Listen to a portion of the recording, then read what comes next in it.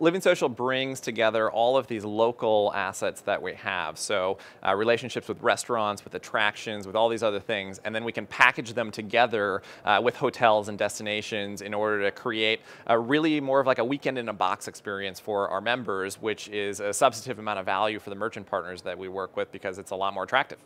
So LivingSocial creates incremental demand through a couple of ways. One is literally if you look at various different hotels that we've worked with, and if you ask them what percentage of your base or your resort comes from within 100 miles or 250 miles, and then you go and you do do a Google map or something of where all of our purchasers are coming from, usually it's a substantively different map. And so we're bringing people from states, parts of the world, et cetera, because our reach is global, to their locations that they weren't particularly getting before. And that has to inherently be incremental demand.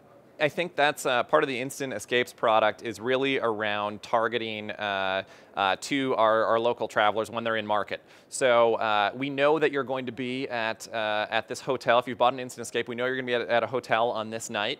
And we think that we can very, very easily go and give that consumer an opportunity to do incremental activities while they're there. Because we know they're going to be at a specific place at a specific time. And we have literally 1,000 people on the ground putting together local attractions and activities. And so we will mesh those together increasingly over the course of the next year. When we think of partnerships, we think of, can somebody drive us incremental demand that we wouldn't normally get? Do the economics on it make sense? And is a good experience for both our merchants and our members. If it checks all of those boxes, then we think that there's a lot of opportunity. So we think personalization is going to be a big theme of the next couple of years. But if you think about what are prerequisites for that, you have to have enough data on what people like, where they live, all of those things. And so we've spent the last 2 or 3 years getting millions and millions of consumers into our ecosystem and really accumulating that data. And once you're there, that's a defensible type of position. We know that,